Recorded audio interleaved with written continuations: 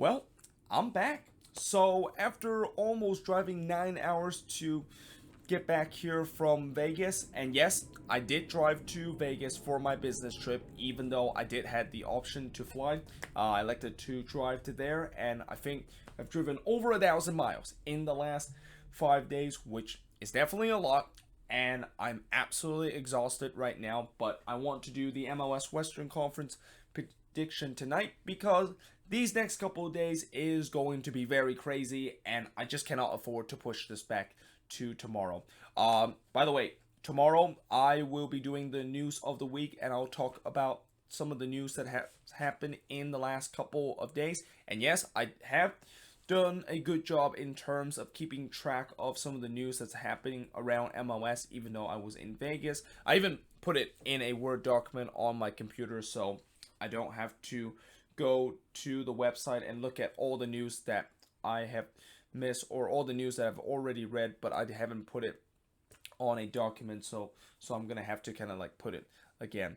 And also after that, I will be doing the inaugural episode of Match Week Preview in the 2020 MLS season. And this year, in terms of the previews, I am gonna be splitting into two parts, and that most likely these two parts that I'm going to be splitting is going to be depending on how many games that's going to be happening in each day. So if Saturday there's going to be 8 games that's going to be happening, which that is the case for match week number 1, that is going to be in part 1 of the preview. And if there's going to be 5 games on Sunday, which is also going to be the case for the first match week of the season, that's going to be in part 2 of the match week preview. And the reason why I'm doing this is there is no way in the world I am going to do 13 games preview in a single video. I mean, last year 12 games preview in a single video was already a stretch.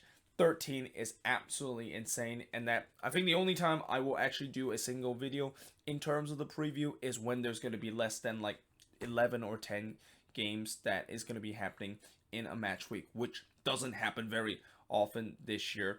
And the review is basically also going to be the same with the preview, where part 1 is just going to look at the Saturday game, and part 2 is going to be looking on the Sunday game. And by the way, part 1 is going to be happening on Wednesday, part 2 is going to be happening on Thursday. And then we got some other crazy things that I am going to be doing this weekend, which I'm not really going to kind of explain it right now because I want to get to this straight away, but I'll talk about what's going to happen in this weekend and why I'm probably going to have to drive a lot again, especially on Sunday. But either way, let's get into the Western Conference prediction. And if you guys didn't watch my Eastern Conference prediction, or if you never watch prediction or some rankings that I do on this video, I always say in the beginning that this is of course just my opinion. And if you feel like your team on this board is a little bit too low of where I put them, or if you you see a team that I put on this right side of the board, which are the teams that's not going to be making the playoffs this season, let me know in the comments below, and just don't take this too personal because this is just my opinion, and my opinion usually are not always the most accurate, although I will kind of say this, the fact that last year in terms of the Western Conference, I kind of got most of them correctly, except for the team that actually finished first in the Western Conference, and that was kind of like my end row, where I put a team at this spot and I just got it completely wrong at the end of the season. And don't be surprised, throughout the first couple of weeks, I'll kind of make some reference saying that I predict this team to finish here in the standings, and it's already looking very, very bad in terms of where I predicted they finish in the Western Conference. So just keep that in mind. But that being said, let's actually begin with number 13, and finish last in the Western Conference is going to be Nashville. So I said this throughout the offseason, where I really think Nashville is probably going to be like FC Cincinnati last season, which I think it's going to be the case in terms of the standing. I think they're going to finish last. But I will say this, I don't think they're going to get 24 points like what FC Cincinnati got last season, and that I think they're going to get more than 24 points, and that they're not going to concede 75 goals like what FC Cincinnati did in the expansion year, mainly because they definitely signed some good defensive pieces, and that they probably acquired the biggest defensive pieces of this offseason by getting Walker Zimmerman from LAFC. But other than the defense, where I think they look pretty good, there is a lot of question in terms of the midfield, and even more question in terms of the attack, where in the world is the goals going to come from? Because if you cannot score goals in games, it doesn't matter how good your defense is, you are not going to get a lot of wins, and you're not going to pick up a lot of results. So because of that, I'm going to put Nashville in 13th place. And at number 12, I am going to be putting the Vancouver Whitecaps in 12th place. So the Whitecaps last season, they finished dead last in the Western Conference, and I think they're going to be improving this season because they of course need to show some progress in terms of this deep rebuild. I mean, last season it was an epic failure in terms of them beginning this rebuild. They obviously have hit the reset button and started what supposed to be the second year of this deep rebuild, but now under the first true year of this deep rebuild. And there are some nice pieces along this squad. I really like the fact that they got Lucas Cavallini, where I think he can be a very decent goal scorer for this team. But other than that, there is still a lot of question in terms of the midfield and defense of this team. And keep in mind, they are only in their first true year of the rebuild, so when you're under a deep rebuild like the Whitecaps are doing, and especially you're in your first actual year of it, don't expect them to do very well this offseason, and that they still have a long way in terms of trying to compete and make it to the playoffs in the Western Conference. Now, and at number 11 is a team that I thought they were going to go on a rebuild, but they seems to kind of done a little bit of a retool this offseason, and that, of course, is the Houston Dynamo. I thought they were going to go on a rebuild because of the fact that, they brought in Ted Ramos this offseason, and that maybe they're going to be stripping some of their biggest asset off to Europe. Guys like Albert Feliz and Mauro Manotas might be the guys that they would sold off so that they can earn a bit of a profit to start constructing this team on a rebuild. But instead, both of these guys are still there, and that they did add a couple of pieces, including on the attack by adding another former Minnesota United player in Darwin Quintero. And that, as much as I love how the attack is for this team, there's still a lot of question in terms of the midfield and defense. And they have also lost a couple of pieces in the defensive area. So, yeah, that defense is not going to get any better from last season. And not to mention, they haven't really replaced some of their pieces. So, yeah, I don't know why exactly the Dynamo didn't think of just completely tearing it down, and that maybe they felt like they still have one last shot in terms of getting to be a team that maybe compete for playoffs. I mean, they could be a team that can compete for playoffs if they can actually get some points on the road. I mean, we know this team is a team that relies on their home form, and I expect this year to be the same thing. But if they cannot get points on the road, and that home form started to kind of collapse a little bit in the second half of the season, this is where I think they're going to be probably finishing this season. And you would think that if they finish around the same spot that they are in this season, you would think they got to start this rebuild and really start to sell some of their bigger asset off to Europe, so that they can, of course, start to get some young player and start developing some young players to get this team to trying to get them ready for this rebuild, and also potentially competing in the next couple of years. Now, in number 10th, I'm going to put my team, the San Jose Earthquakes. So last year, they finished 8th in the Western Conference, and I predicted them to finish dead last in the Western Conference. This year, I'm putting them in 10th, and I'm being kind of a little bit optimistic in terms of the prediction that I made last year, although I don't know if that's kind of optimistic. If you think that I put my team 2 plays lower than they finished last season, and that they're going to miss the playoffs this year. I mean, there's just, once again, so much question about this Quakes team, and that when you look at this team, it's basically the same team from last season. And, my only hope with this Quakes team in terms of making the playoffs is that somehow Almeida, his man-marking system in the second year, is going to work just as effective as the first season, and that they don't go into just either a slow start in the beginning of the year or just collapse in the last month of the year.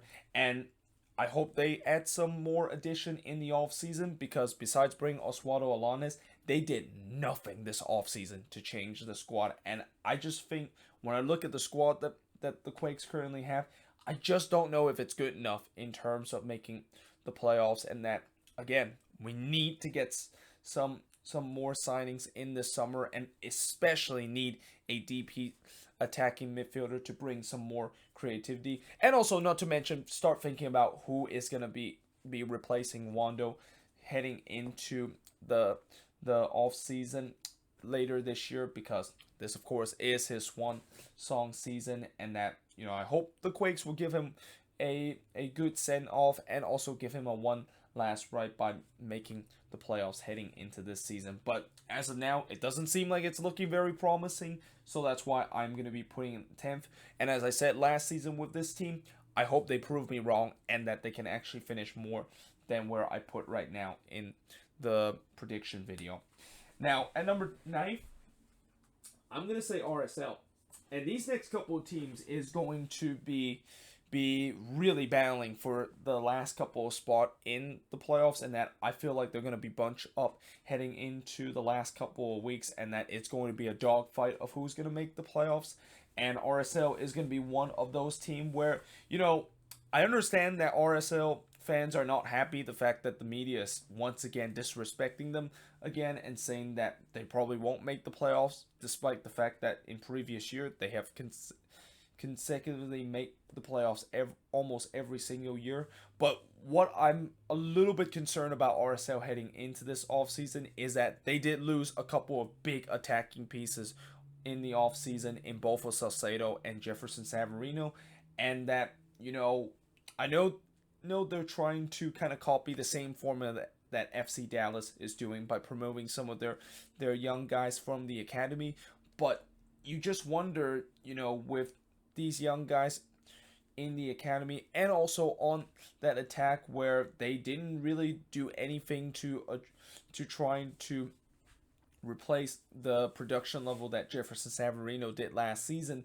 that is this going to be a major setback from last season. I mean, it was quite incredible the fact that they were able to finish third, although the West kind of gone through a little bit of a crapshoot in the end of the season, where teams were started to kind of not able to perform down the stretch, and that there were a couple of teams that were all bunched up with each other. So it was kind of weird seeing some team one week finish in 7th place, and then the very next week, once they win and other teams loses, they rise up all the way to 3rd. So that's what RSL was last season, and I'm not quite sure if that is going to be the case this year, and that maybe they're going to take a huge step back and miss the playoffs heading into this year. Now, at number 8, and I hate to put this team in number 8, and the reason why I hate to put the Rapids in number 8 is that throughout this offseason, I've been saying they're going to make the playoffs. I really love the squad that they currently have, and that, I think we can all agree that the Rapids might be a team that a lot of people would want to cheer about, because they have players that have definitely be a very easy kind of target to try to cheer for, and that you just feel like with all the signings that they've been doing and all the offseason addition that they've been making, you would think this might be finally the year that they make the next step.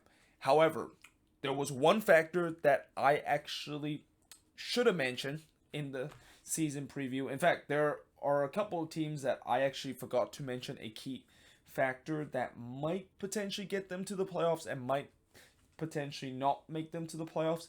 And that one key factor for the Rapids is set piece goals. They score a ton of set piece goals last year, and that you guys remember how I mentioned that last year the Rapids, they were really the set piece king of the league, and that they led the league in 17 goals on the set piece area. I'm not quite sure is that going to be able to repeat heading into this year, and that it's going to be very difficult for a team to be that good in the set piece area last year to be good again. Now, that being said, that could of course be the case. And after all, they do have the set piece king in Jack Price in there, and I'm pretty sure he's going to try to replicate what he did last season in the league. But you know, with the fact that they scored so many set piece goals last season, and that now it kind of makes sense why the fact that the Rapids score a lot of goals, because a lot of them came into set pieces. I don't know if that's going to be enough in terms of them making the playoffs. And let's also not to mention the fact that last season their defense wasn't very good, and that it did get better as we heading into the second half of the season, where they had a tremendous run. But as I said before, just because you had a tremendous run heading into the latter part of the season doesn't mean you're going to automatically continue this run heading into this season. So yeah, I hate the fact that I want to put the Rapids at 8th place, even though I've been saying that they of course would finish into they will go above the red line and finish in a playoff position. But I definitely want them to kind of prove me wrong on that, and that, as I said before, these next couple of teams are going to be really fighting for these next couple of spots in the playoffs, and potentially these last two playoff spots in the playoffs. And speaking of the last two place in the playoffs, in 7th place and just making the playoffs is going to be FC Dallas. So this is the same position that Dallas finished last season, and I'm going to predict that this is going to also be the same position that they're going to finish this year. And this Dallas team, it is a team that is still relatively young, and that this is a team that is definitely part of the new generation of young talented player coming out of the FC Dallas Academy and ready to do damage again, like the last generation of the young players coming out of this academy. But that being said, I'm not quite sure if they're ready in terms of competing in the big time, and especially the fact that if they don't improve their road record, which last season their road record was not good, they're probably not going to actually be finished high up the table. But I think if they're able to do that, and if some of those youngsters is able to not have that sophomore year moment, and that they're able to get to the next level in terms of development, they might actually finish higher than 7th place, and that they could maybe sneak into that top 5 position and maybe even get home field advantage heading into the playoffs this season. Now, at number 6, I'm going to put Sporting KC. And I know for a fact that SKC probably will not miss the playoffs for the second year in a row, because Peter Vermees has been saying throughout this offseason that there is no doubt that this team is going to be much better heading into this year, and that he was absolutely embarrassed of the way that the team played last year. And I think they are going to get better heading into this year. I mean, they finally got a real striker in Alan Pulido, which I have heard from Kansas City fans that he hasn't really had a decent preseason, but I kind of expected that, because he's now playing in a new country that he has never been before, and he's playing with a new team, which he needs to of course get his chemistry up, and that he also haven't played he haven't really played competitively in the past couple of months. So I think probably in the beginning of the season he might be struggling a little bit, but I think as the regular season continue, he is going to definitely improve. And then also, you're definitely going to probably not have the same injury crisis, and they don't have to really battle CCL kind of issue, which last year CCL and injury was really one of the big reasons why SKC season really derailed. And that, again, I don't think they're going to have an injury crisis like they had last season. However, the only reason why I haven't put them higher than what I think they're going to finish is there is still a lot of question in terms of this back line. And even though they have tried to address the back line this season, you still have a center back position that there's a lot of question mark in terms of whether or not if Matt Beasler can recover from what happened last season, where he probably had his worst season at SKC, and you wonder, is that kind of a sign of him started to decline? And then who of course is going to be his center back partnership. And then also looking at the fullback position, you have Graham Zusi, who also had probably his worst year at SKC and also started to aging badly. And then on the right back position, I've heard SKC fans said Luis Martin, who played there a lot, had just an awful year last season. There's definitely a question mark about that position, and that I don't think they really addressed that issue and had really found a fullback that can play in that spot besides Luis Martin. So yeah, the back line of this team is still a mess, and there is no doubt that they're not going to be like that SKC team that is very stingy in terms of defense, and they're probably going to be on their way shipping 50 goals again. But the only reason why I put them in sixth place is because there's no way that Peter Vermees is going to let this team finish below the red line, and I think the attack should be good enough in terms of trying to carry this defense and try to score enough goals so that they can of course provide this defense with a little bit of leverage in terms of the goals that they can see.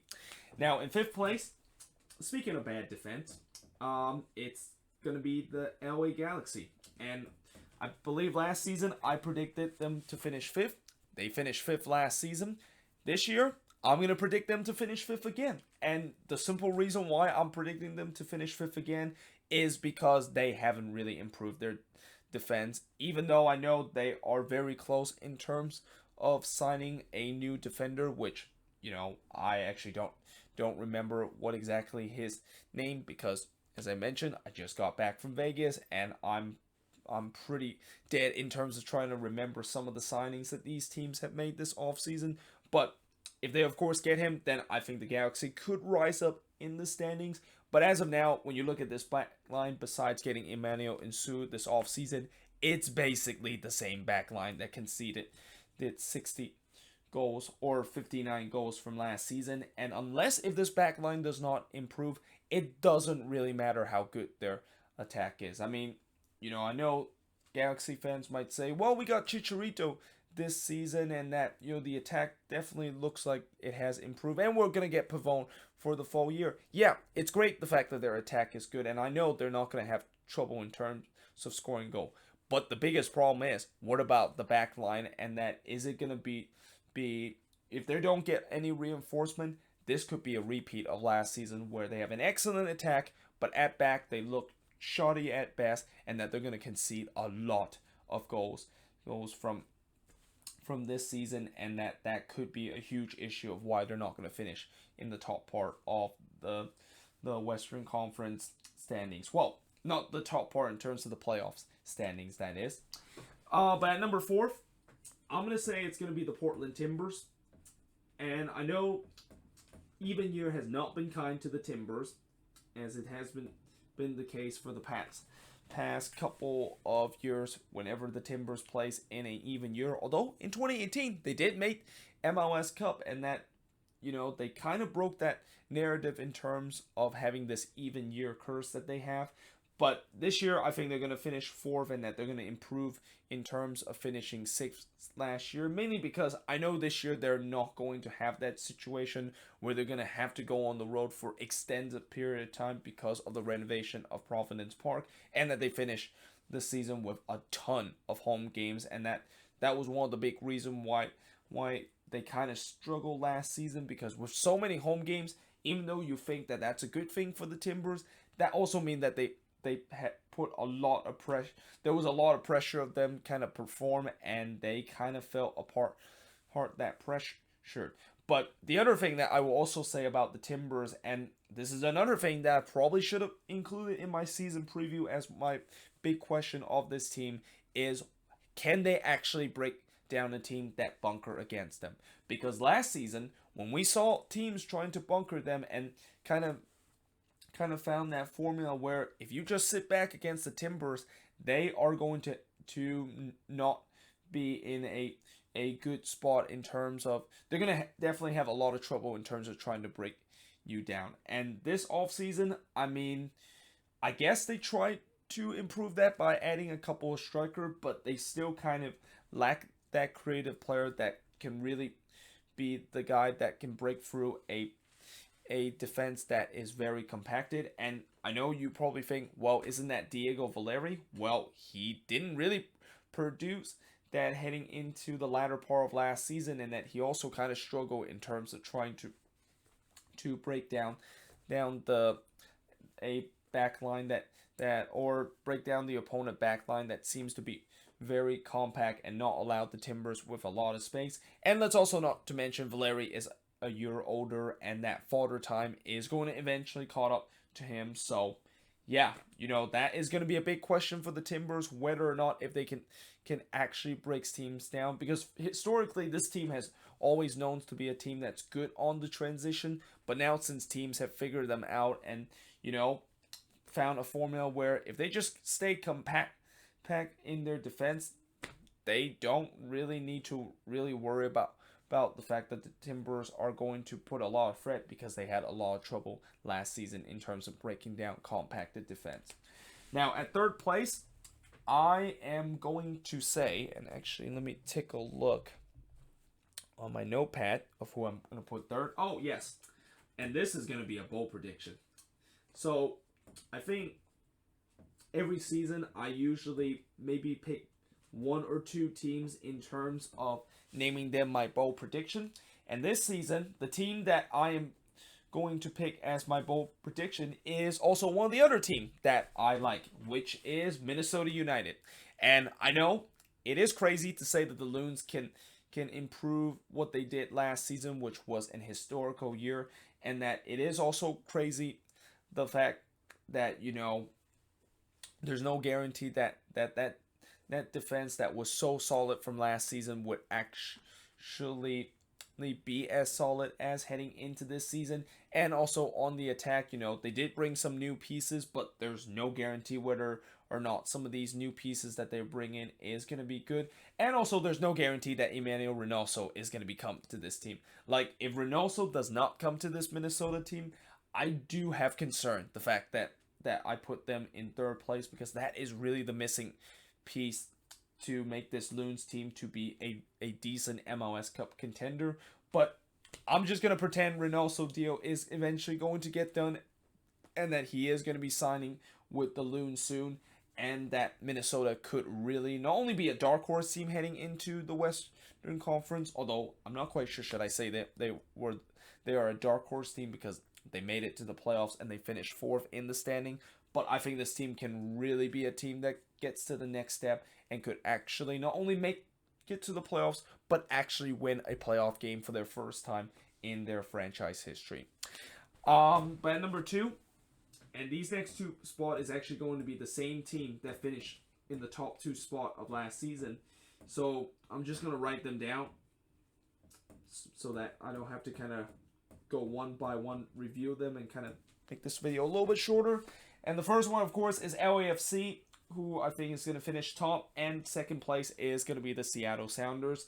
Obviously, the Sounders, they're the defending champion. I have no doubt that they're going to have any MLS Cup hangover, and that this team is just as good as the team that won MLS Cup last year. And for LAFC, I know they had a bad performance against Lyon last week, but I don't think that LAFC team is going to really resonate how this year is going to be. This team is still a very stacked team, and that you could argue they probably have one of, if not the best roster in this entire league, and that they are still pretty much very far away from the rest of the pack in terms of the quality of teams in MLS right now, and that I have no doubt that not only they're going to compete for Supporter Shield again this season, but they're definitely going to try to finish off what they didn't finish last year, which is get to MLS Cup and win the whole competition. But yeah, there you have it. That is pretty much it for my MLS Western Conference prediction. Oh, one more thing. I was going to do this in a separate video, but since I have so much video that I'm going to upload in the next couple of days, I'm just going to include it in this video. So since I went to Vegas this weekend, and this San Jose Earthquakes season ticket holder gift actually came into the mail on Friday, I didn't of course get a chance to kind of just look at what I got on the on the mail and got on the gift that the Quakes, of course, sent me. Although I kind of already knew it because there were a lot of Quake season ticket holder on Twitter actually posted what they got this off season. By the way, let me just show you the box right now. Looks very nice. It has the Quakes logo here. It also have their schedule right here, which I'm not quite sure you guys can see. And this season they gave us a scarf as our season ticket holder gift, which is pretty nice. Let me just go back a little bit. Actually, you know what? I'm just gonna push back this and just kind of hold it up like this. Okay, actually didn't even get the whole screen, but yeah, this is pretty much what it looks like. I'll probably even wear this during the first game of the season against TFC. Looks very nice. And again, I wish I can like hold this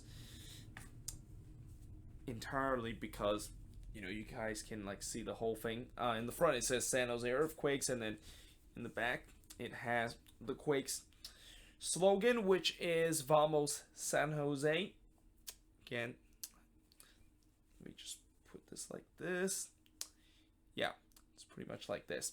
So yeah, it's a nice decent gift that I got. Definitely a huge upgrade from last season where we only got like a hat, and that hat is basically the same promotion item that everybody is gonna get. And this season, in terms of their opening day promotion item, is even gonna be better than last year. It's gonna be a bobblehead of Mateus Almeida, and I believe they already did a news story about the fact that Almeida is getting a bobblehead, and I cannot wait to get that bobblehead. And also, if you're going to be going to the games this weekend on Saturday and you want to get that Mateus Almeida bobblehead, make sure you actually get there early because they're only giving away 7,500 of those. So if you arrive late and if you don't get to the stadium, presumably like 1:30, all of those bobblehead is going to run out, and that you probably might have to go on eBay in terms of searching for those bobblehead, which I can guarantee you it's going to be overpriced and that people are going to really sell it